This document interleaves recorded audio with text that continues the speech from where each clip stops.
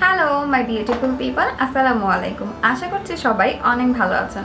চলে এসেছি নতুন একটি ভিডিও নিয়ে। আর আজকের ভিডিওতে কথা বলবো স্কয়ার কোম্পানির এই সানমাস্ক সানস্ক্রিনটি নিয়ে, যা কিনা UVA এবং UVB থেকে আমাদের স্কিনটাকে প্রোটেক্ট করতে হেল্প করে। খুব বেশি দিন হয়নি যে এই সানস্ক্রিনটি লঞ্চ করেছে স্কয়ার কোম্পানি। তো ইতিমধ্যে অনেক রিকোয়েস্ট চলে এসেছে যে এই সানস্ক্রিনটি নিয়ে যাতে আমি একটি ভিডিও আপলোড করি। তো আমিও ওয়েট করছিলাম যে আসলে কবে আমি এই ভিডিওটি আপলোড করতে পারবো। প্রথমে বলে দিচ্ছি এই সানমাস্ক সানস্ক্রিনটির ডিটেলস সম্পর্কে। এতে আছে প্রোডাক্ট 60 গ্রাম এবং এর প্রাইস হচ্ছে 250 টাকা এবং খুব রিসেন্টলি স্কয়ার কোম্পানিটা লঞ্চ করেছে। আমি যদি কোনো ভুল না করে থাকি তাহলে এই প্রথম বাংলাদেশের কোনো ঔষধ কোম্পানি সানস্ক্রিন তৈরি করেছে, যা কিনা আমাদের বাংলাদেশের ওয়েদারের জন্য খুবই উপকারী হলো। এবং তার থেকে বেশি স্পেশালি যেটা উপকার হয়েছে সেটা হচ্ছে প্রাইসের দিক থেকে। আমরা এতদিন কি করেছি, অন্যান্য দেশে তৈরি হওয়া সানস্ক্রিনগুলো আমরা আমাদের স্কিনে অ্যাপ্লাই করেছি এবং আমাদের বাংলাদেশের ওয়েদারের জন্য হচ্ছে গিয়ে 50+ বা 60+ সানস্ক্রিন হচ্ছে গিয়ে বেস্ট। এক এক দেশের এক এক রকম ওয়েদার, অন্যান্য দেশের ওয়েদারের সাথে কিন্তু বাংলাদেশের ওয়েদার মিলবে না, এটাই স্বাভাবিক। তো বাংলাদেশের ওয়েদার এবং স্কিনের উপর ডিপেন্ড করে নিশ্চয়ই এই সানমাস্ক ক্রিমটি বানানো হয়েছে বলে আমার মনে হয়। তো এতে আমাদের সুবিধাই হলো। আর যেহেতু খুবই রিজনেবল প্রাইস, 250 টাকায় আমরা কিনতে পারছি। দেখা যায় যে অন্য দেশে একটা সানস্ক্রিন যদি মেড হয়ে আমাদের বাংলাদেশে আসে, আলটিমেটলি ওটার প্রাইসটা অবশ্যই একটু বেড়ে যাবে। এটা যেহেতু আমাদের বাংলাদেশের ওয়েদার এবং স্কিনের উপর ডিপেন্ড করে বানানো হয়েছে, তো আমি কিছুটা শিওর যে এটা এমন কিছু ইনগ্রেডিয়েন্টস আছে যেটা কিনা আমাদেরকে হাই প্রোটেকশন দিতে হেল্প করবে। সানমাস্কের এই ক্রিমটিতে অনেকগুলো ইনগ্রেডিয়েন্টসের পাশাপাশি 4টি এমন ইনগ্রেডিয়েন্টস আছে যা কিনা আমাদের স্কিনে হাই প্রোটেকশন প্রোভাইড করতে হেল্প করে। আল্ট্রাভায়োলেট রে থেকে skin cancer, wrinkle, premature ageing এবং কালো পর্যন্ত হয়ে যেতে পারে স্কিন।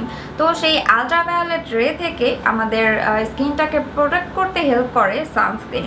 তারা বলে দিয়েছে রান্নাঘর বা রোদে যাওয়ার ঠিক 30 মিনিট আগে এটা লাগিয়ে রাখতে হবে এবং এর ভিতরে ঠিক এরকম একটা ইনস্ট্রাকশন দেওয়া আছে। এটা ইংলিশ এবং বাংলা দুইভাবেই দেওয়া আছে। সো অবশ্যই এটা আপনারা পড়ে নিতে পারেন। এখানে অনেক কিছু লেখা আছে, ইনগ্রেডিয়েন্টস এবং প্রিকশনস যা কিছু আছে সব কিছু লিখে দিয়েছে এবং কিভাবে ইউজ করতে হবে সেটাও লিখে দিয়েছে। তারা এখানে আরও বলে দিয়েছে 1.5 ঘন্টা পর পর রিঅ্যাপ্লাই করতে হবে। তো 1.5 ঘন্টা পরে যদি আপনার মনে হয় যে আপনি আরও অনেকক্ষণ রোদে থাকবেন বা রান্নাঘরে থাকা হবে, তো সেক্ষেত্রে আপনাকে অবশ্যই কিন্তু 1.5 ঘন্টা বা 2 ঘন্টা পরে রিঅ্যাপ্লাই করতে হবে। তারা আরও বলে দিয়েছে যে যদি কোনো ধরনের র্যাশ হয় বা কোনো ধরনের জ্বালা পড়া হয় তাহলে স্টপ করে দিতে হবে। আর আমি স্পেশালি বলবো যে যাদের খুবই সেন্সিটিভ স্কিন, লাইক হচ্ছে যে কোনো ক্রিম ইউজ করা যায় না, স্যুট হয় না, তাহলে তাদের ক্ষেত্রে বলবো যে অবশ্যই ডক্টর কনসাল্ট করে নিতে। আর সবচেয়ে ভালো কথা হচ্ছে তারাও বলছে যে এটা অল স্কিনের জন্য সুইটেবল। তো আমার কাছেও আসলে এমনটাই মনে হয়েছে। যদিও আমার এক্সট্রিম ড্রাই স্কিন, বাট আছে না, ড্রাই স্কিনেও কিন্তু আমি অন্যান্য যে সানস্ক্রিনগুলো অ্যাপ্লাই করি, লাইক হচ্ছে আমার সবচেয়ে ফেভারিট সানস্ক্রিন যেটা নিউট্রিজেনা, ওই সানস্ক্রিনটা দেওয়ার পরেও কিন্তু এই গরমের মধ্যে স্কিনটা অনেকটা অয়েলি ভাব চলে আসে, অনেক বেশি সোয়েটিং হতে থাকে, এরকম প্রবলেমটা হয়। কিন্তু আমার কাছে মনে হয়েছে এটা অনেকক্ষণ যাবত স্কিনটাকে ড্রাই রাখতে হেল্প করে এবং সত্যি বলতে খুব বেশি যে অয়েলি করে ফেলে এমন কিন্তু কিছু আমার কাছে ফিল হয়নি।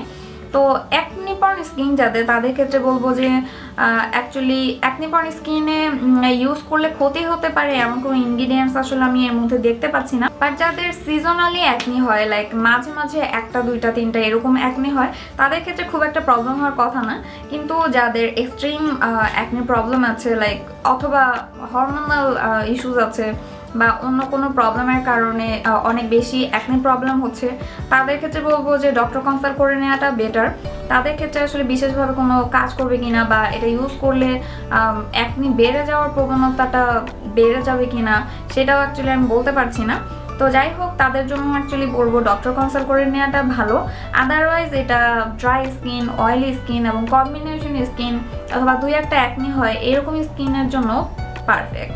এখন আমি এই ক্রিমটা অ্যাপ্লাই করে দেখিয়ে দিচ্ছি আসলে ক্রিমটা কীরকম।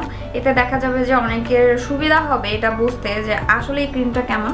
আর ক্রিমটা এমনভাবে লাগাতে হবে যাতে স্কিনের উপরে একটা পাতলা লেয়ারের মতো পড়ে, বা তাই বলে এই না যে একদম এক গাদা নিয়ে তারপরে মুখে লাগাতে হবে। তো আমি এটা অ্যাপ্লাই করে নিচ্ছি।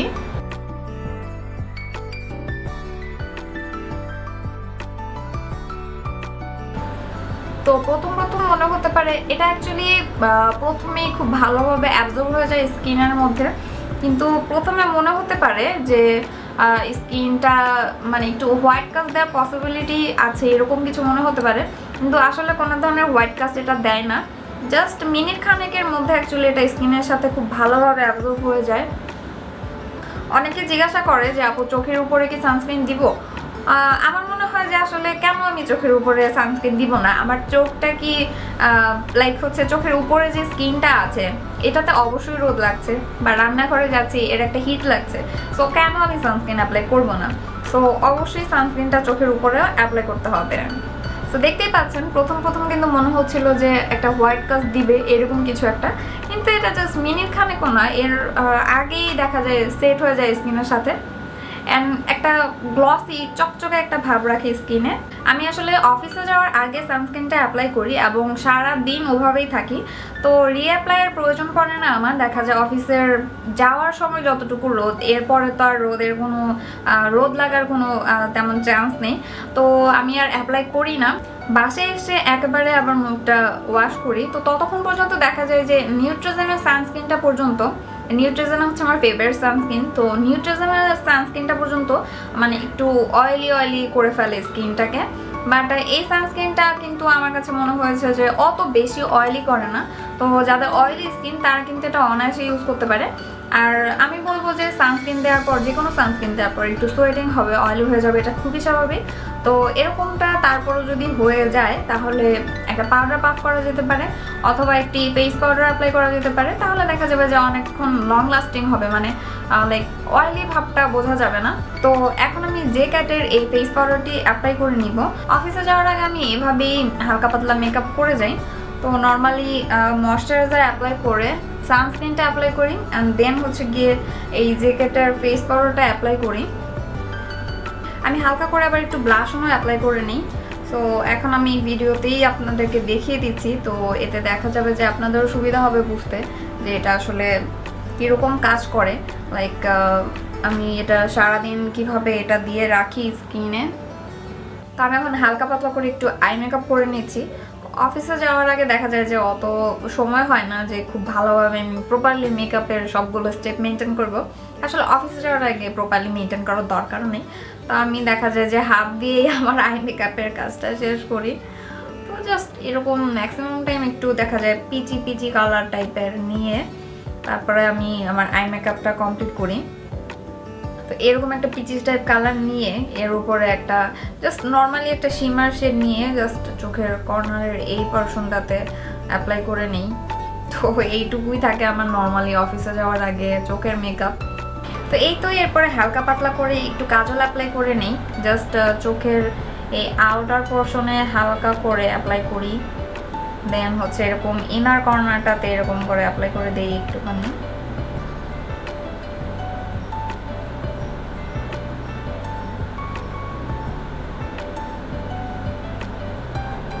এবং চোখের নিচের এই পোরশনটাতে একটু হালকা করে জাস্ট সোয়াচ করে দিই এরকম। এই চোখের নিচের এই পোরশনটাতে আসলে কাজল অ্যাপ্লাই করার একটা অ্যাডভান্টেজ আছে, সেটা হচ্ছে গিয়ে যদি কারো ছোট একটু থাকে না, একটু ছোট চোখ, তাদের ক্ষেত্রে সুবিধা, চোখটা এতে দেখা যায় যে একটু বড় লাগে। এখন আমি মেবলিনের এই মাস্কারাটি অ্যাপ্লাই করে নিচ্ছি। আসলে মাস্কারাটা দেখা যায় সবসময় অ্যাপ্লাই করা হয় না, মাঝে মাঝে অ্যাপ্লাই করি। তো এই মাস্কারাটাই আমি অ্যাকচুয়ালি নর্মালি সবসময় ইউজ করি। তো এই তো হয়ে গেল, এইভাবে আমি আমার চোখের মেকআপটা কমপ্লিট করি। তো ম্যাক্সিমাম টাইম আমি অ্যাকচুয়ালি অফিসে যাওয়ার আগে নুড টাইপের লিপস্টিক অ্যাপ্লাই করা পছন্দ করি। তো নায়ারের এই দুটি শেড আছে, একটা হচ্ছে 11 আর একটা হচ্ছে 16।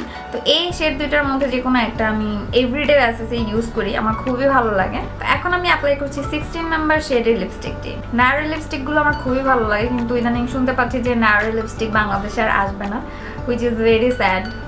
নায়ারের লিপস্টিকগুলো দেখা যায় যে অ্যাপ্লাই করাটাও অনেক সহজ, দ্যাটস ওয়াই আমার আরও বেশি ভালো লাগে।